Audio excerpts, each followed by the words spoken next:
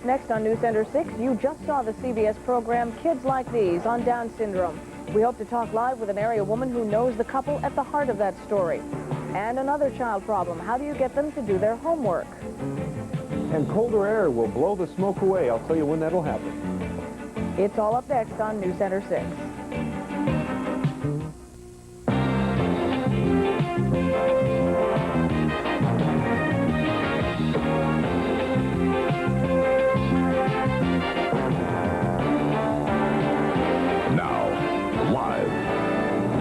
News Center 6, #1 in the Capital District. Good evening. If you've just been watching the CBS special Kids Like These, you might be looking at Down syndrome children in a whole new light tonight. The special program followed the lives of a couple who had a Down syndrome baby. We saw their reactions from shock to denial to guilt, as if it were somehow their fault. Eventually, they decided to devote their lives to helping their child cope in the world and to teaching the public what Down syndrome is all about.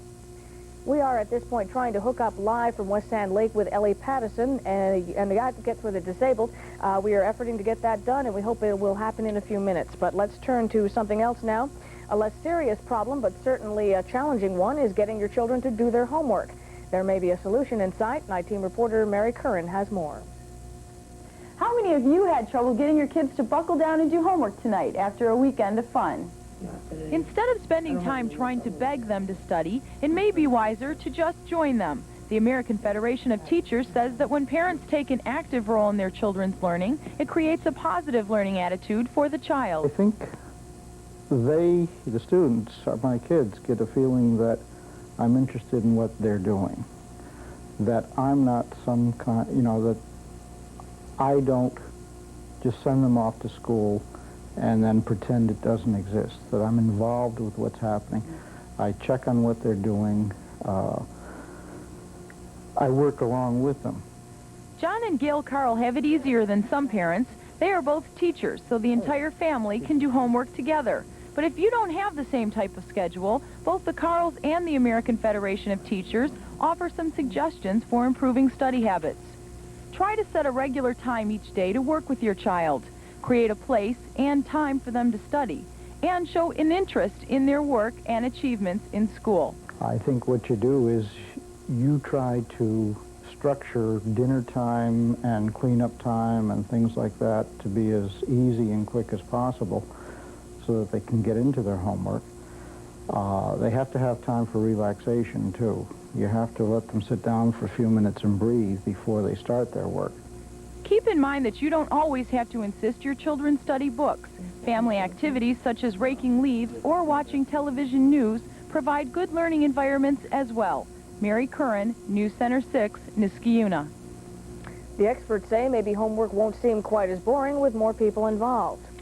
If you were out and about today around Albany, south to the Catskills, you probably noticed a hazy sky. Actually, what you were seeing and smelling was smoke from forest fires in West Virginia and Kentucky that are still burning out of control. What you're looking at is downtown Hudson in the smoky haze. The jet stream that gave us warmer temperatures from the south also brought along all the smoke. That smoke also covered areas of southern New York, New Jersey, and Pennsylvania. The Weather Service says everything should be cleared up by tomorrow. On the night beat tonight, 3 fire departments spent most of tonight fighting a blaze in the Greene County community of Athens. Officials say the fire started in an abandoned hotel off the Schoharie Turnpike around 7 o'clock. And down in Wallkill, Orange County, that's near New York City, officials say 27 people were arrested for fighting pit bulls. No area people among the group. However, 2 New York City police officers were reportedly caught in that ring. Coming up on News Center 6, where will the next Hawkeyes and BJs be coming from? Maybe right out of your area and into the Army. But first, a memorial service is ripped apart by a bomb blast in Ireland. No one has yet claimed responsibility tonight for the bombing in Ireland that left 11 people dead today. But police think the Irish Republican Army might have been behind it. It happened during a Remembrance Day ceremony for Britain's war dead. 60 people were hurt. In other top stories we've been following tonight, the Abu Nidal Palestinian group says 8 Israeli lives will hang in the balance if Israel strikes back for the group's seizure of a boat. Abu Nidal guerrillas say they took 3 men, 3 women, and 2 children when they seized a French-registered boat off the Israeli-occupied Gaza Strip today. Possible threats from Iran and Israel were among the topics discussed by Jordan's King Hussein and 20 leaders of Arab states. King Hussein called for unity among the states to deal with outside threats to the Arab world. He says the Persian Gulf War is a threat not only to Iraq, but to all Arab nations. And Senate Minority Leader Bob Dole is working on a big speech tonight. Dole officially throws his hat in the presidential ring tomorrow. He'll make the announcement that he's running for the Republican nomination from his hometown of Russell, Kansas. Tomorrow morning, the Reagan administration will be deciding who to put up next for the Supreme Court. Douglas Ginsburg withdrew his nomination yesterday amid a storm of controversy over his past marijuana use. After 2 Reagan court nominees failed confirmation, the big question is who's next for the high court seat. We asked our political analyst, Jeff Reinhardt, what he thinks the next nominee should look like philosophically to assure easy Senate confirmation. I think they're going to have to come forward with somebody who does not have strong anti-abortion views, somebody who does not have strong, what we might call libertarian views. That is the kind that Bork had, you know, that there is no right of privacy in the Constitution. Area Judge Roger Minor is reportedly again under consideration by Reagan for the Supreme Court seat. Well, the life of an Army doctor was romanticized by the popular movie and TV series MASH, but Dan DiNicola says the Army is still trying to lure young medicos so the country is prepared in the event of a national emergency. Scalpel. Scalpel. The Army is looking for some Hawkeyes, and they're willing to make a compelling offer. It's an offer that it makes it hard to refuse. Welcome. My wife, Denise. Hi, how are you? The Army has put together a really nice package which will allow me to spend some weekends with this Army Reserve and allow me to continue my education. Jerry Daniels is one of 5 resident surgeons who today became a captain in the Army Reserve. It's the first program of its kind in the country. This particular program allows medical residents a chance to be part of the reserve without any undue time commitment. So that means the Army will pay these Albany Medical Center residents $1,000 a month to do what they're already doing. On a resident salary, it's sort of hard with a family to, for instance, buy a house or, you kind of scrape by. And I think the extra cash and the opportunities will be able to do a little bit more. The payback comes after residency, where they have to give up 1 weekend a month for 5 years. And in the event of war, they'll be among the first to go. What was your first reaction when your husband came home and told you he was going to be in the Army? I was happy. I talked him into it. Less than a generation ago, many men the age of these residents were looking at the Army not as a friend, but as an enemy. If somebody had told you 5 years ago, 10 years ago, you'd be joining the Army, what would you have said? I wouldn't have believed them. I would have said, no way. After all, I grew up in the late 60s and early 70s, and I think the bottom line is I'm short of money. But captains in the Army, that's what the surgeon residents are. Did they tell you that he's going to be called Hawkeye now? Well, that's what I call him. How does it make you feel if I told you, that you're in the tradition of Hawkeye? It's a romantic idea. Everyone likens it to that, I guess. Have you thought about it? Sure. What's my nickname going to be? Yeah. I don't know. From Albany, Dan DiNicola, News Center 6. At the beginning of this program, we told you about the CBS program Kids Like These, which aired just before this newscast, about children who have Down syndrome. Well, joining us live on the telephone now from West Sand Lake is Ellie Pattison. Mrs. Pattison, in addition to having been an advocate for the disabled for 27 years and a past president of the New York State Association for Retarded Children, you also looked at this story from a unique perspective. You know the couple on whom the story was based. What were some of your feelings listening to the story and watching it? Well, I was fully prepared to have a box of Kleenex beside me and to become very emotionally involved, but the story was so beautifully done and so realistic to the life of my friends Emily and Charles Kingsley and their son Jason that I didn't have to cry. It was just superbly done, not overplayed, not underplayed, and very real. We live in a world where the terms mongoloid are still used. We live in a world where medical community still says put in an institution, even in this day and age. And they really said it like it is. There's no question about it. What can some members of the public who perhaps have no experience with a Down syndrome child learn from this? Well, I think even though Emily Kingsley is playing the mother and Tyne Daly said, if I hear kids like these once more, I'm going to vomit, I'll use those words in saying, kids like these are not so different than you and I are, and that's what we really need to learn, that they have potential, they have limitations like all of us, and we need to give everyone an opportunity in this world, whether they have Down syndrome or whether they don't have Down syndrome. Could you tell us quickly who parents might get in touch with if they have a Down syndrome child that they would like some help with caring for the child? The wonderful thing about the Capital District is that we have a plethora of organizations who are able to help in situations like that. Associations for Retarded Citizens are listed for every county in the Capital District. There's another organization named Down Syndrome Aim High that deals specifically with this. Eleanor Roosevelt Developmental Services, which is the state arm for our state agency, can help people. But most of all, reach out to parents because they're the ones who can help you most of all. And I think that Tyne Daly and her portrayal tonight of Emily Kingsley certainly showed that. Thank you, Ellie Pattison, for joining us tonight. Pleasure to be with you, Mary Beth. Good night. Coming up on the People Report tonight, a local band makes good, and they belong to Hitler and they sold for thousands. May cold front. I'll tell you why in just a minute. Stay with us. News Center 6 Weather is sponsored by DeNoyer Mitsubishi. Walking around this area today, you could have said smoke gets in your eyes, but more accurately, haze gets in your eyes, right? That's right. Smoke and haze. If you were in a singing mood, you might have said that. That's right, but I'm or not. Sung that. Or sung that. I'm not in a singing mood. But Thank you know, goodness. I've heard you sing. It's awful, awful. Even in the shower, it's terrible. And they say it's supposed to sound better in the shower for some reason, but I don't know why. Because you're alone, maybe. That's it. Nobody's listening to it. Not even my wife.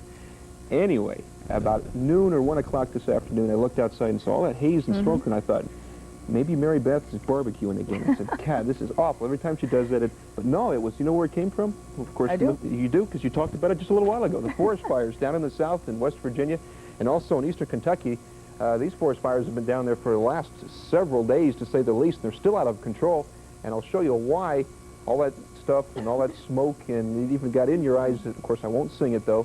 In fact, I was going to talk about that it wasn't that bad here. I mean, visibility was down to a mile and a half, but it was down to less than a half a mile down in Charleston, West Virginia, and they reported light ash collecting on parked cars. So at least it wasn't that bad here, but you can smell it outside even right now. Smoky sky, cloudy sky, showers around, and our temperature is 54 degrees. It's actually gone up 3 degrees since 5 o'clock this evening. Relative humidity is high at 60%. Falling barometric pressure 30.02, south wind at 10 miles per hour, and that continues to bring in that smoke from down south. Official high temperature today, a nice mild 57 degrees, so even though it was hazy, some sun did get through the smoke and also the cloud cover. Overnight low was chilly at 28 degrees. That actually occurred just after midnight. Then temperature started to rise up to 57 degrees for the high temperature.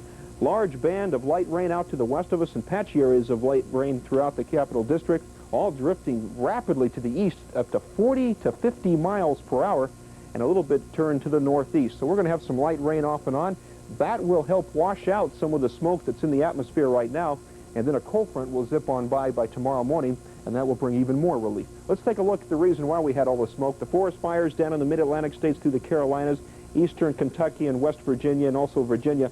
And with our south-southwest flow throughout the day today, and even in the upper atmospheres, it brought all that smoke all the way through the lower Hudson Valley. As far to the north as the St. Lawrence River and the southern Adirondacks and southern sections of Vermont also had the smoke today. But some relief in the form of this cold front right around Chicago. Cold, clean air behind that front, and that front's going to move through our area by tomorrow morning. Winds will shift out of the northwest and blow all the smoke out into the Atlantic Ocean. Here's the showers. Band of showers run all the way back. In fact, general rainfall from around Rochester back through Buffalo, Jamestown, heavier rain in through parts of Ohio, and the rain band right along the front, right along the Mississippi River Valley, in fact, and down and through Arkansas and western Mississippi, where some of these have been in the form of some pretty strong thunderstorms. Now, the satellite picture shows everything continues to drift off to the east quite rapidly, and that means showers for us tonight through tomorrow morning. They'll clean out the air a little bit, but then we'll feel much colder weather on the way. I'll be back with the forecast in just a minute.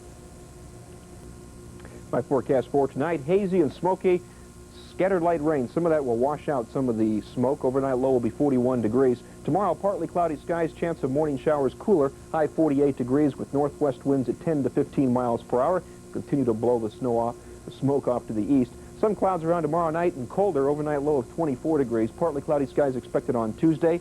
a high of only 36, and will stay in the 30s on Wednesday with sunshine. Sunshine expected on Thursday, a little milder, but still cold for this time of the year at 41 degrees. Weatherline 476 WRGB. Give me a call. Okay, we will. If you'd like. Thanks, John. Well, in our News of People tonight, our congratulations go out to the Mohannesson Field Show Marching Band from Rotterdam. They placed second among 17 competitors in a Class A band competition in the Syracuse Carrier Dome today. We'd like to congratulate band director David Bournazian and his 143 band members. An American-made Remington typewriter was one of 70 items that belonged to Adolf Hitler that were auctioned off last night in West Germany. Other memorabilia included 2 autographed copies of Hitler's political manifesto, Mein Kampf, and some signed letters. The highest bidder took the whole package for over $70,000. Just ahead in sports, playoff pairings for local high schools, Dan has that, and a look at a third consecutive come-from-behind victory by the Taco Bell Kid.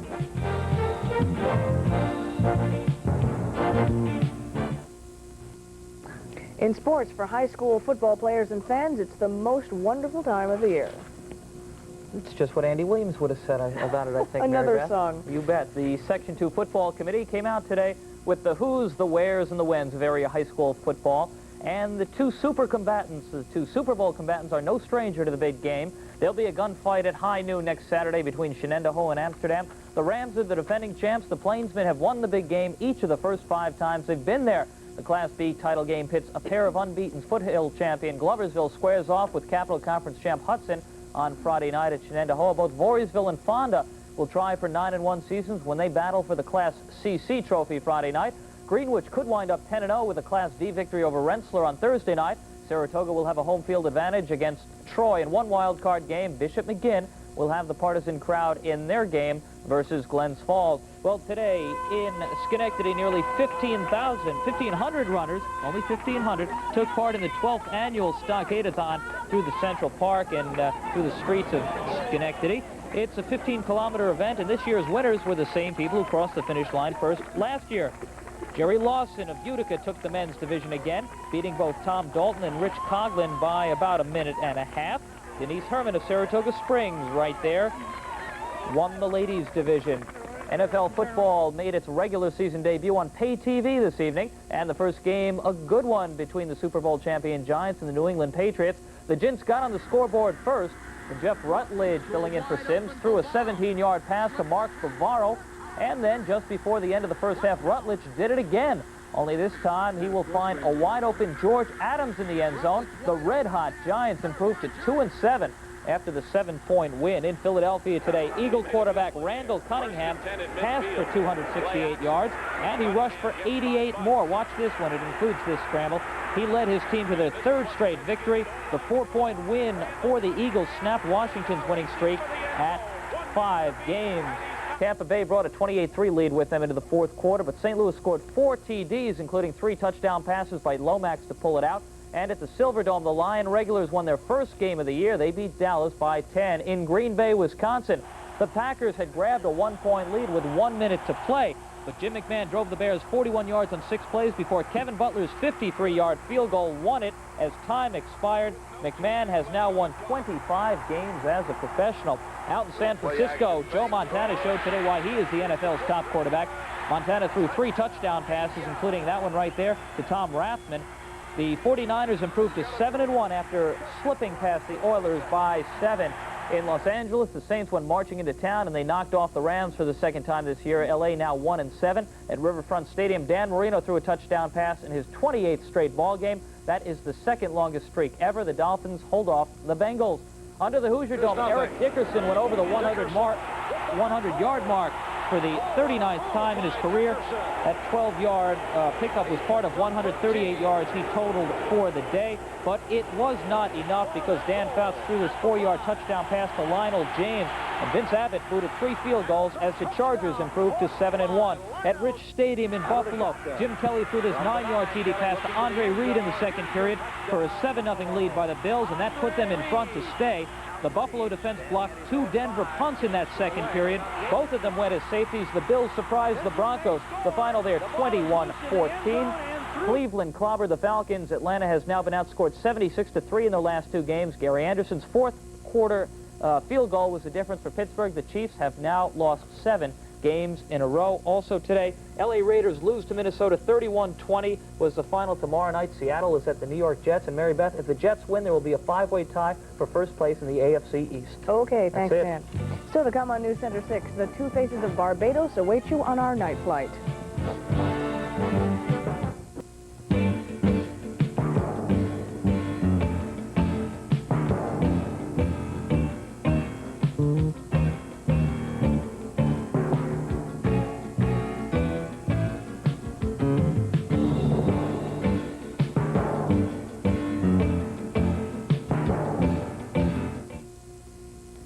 On our finishing touch tonight, we finish up our trip to the Caribbean with the two faces of Barbados. Here's Denise LeClair. There are two sides to Barbados. On the Atlantic side, it's rough and beautiful and less crowded with tourists. On the western side of Barbados, you'll find lots of water sports, lots of gentle beaches, and lots of people. How about a dive into the Caribbean off the Jolly Roger, a pirate ship for hire? Or some lumbar loosening limbo. All this on the western side of Barbados. A favorite beach here offers a lot more than beauty. It offers a legend. One Sam Lord used to live in this castle back in the early 1800s, and he had a very interesting way of paying for this castle. According to the story, Sam would hang lights in these coconut trees. That would attract ships to this rocky coastline at night, and when the ship sank on the outlying reefs, Sam would kill the survivors and take all their cargo. Apparently, you had to play hardball back then if you wanted to have your own castle. It's all part of a Marriott resort now with off-season summer rates of about $80 to $90 a night. We'd highly recommend it as a place to consider as you go in search of the perfect Caribbean island. In the Caribbean, I'm Denise LeClair. If you see news happening we want to know, call us on Newsline 6, that number 370-0606. Let's check in quickly last time with John and Dan. First, John. Mary Beth, your wake-up call tomorrow morning, 41 degrees with light rain. Sunrise will be at 6:39. During the day tomorrow, partly cloudy and cooler, high 48. Dan. Shenandoah captured the Class A Section 2 soccer championship today with a 2-0 shutout over Guilderland. That's it for us. The new Gidget is next. Good night.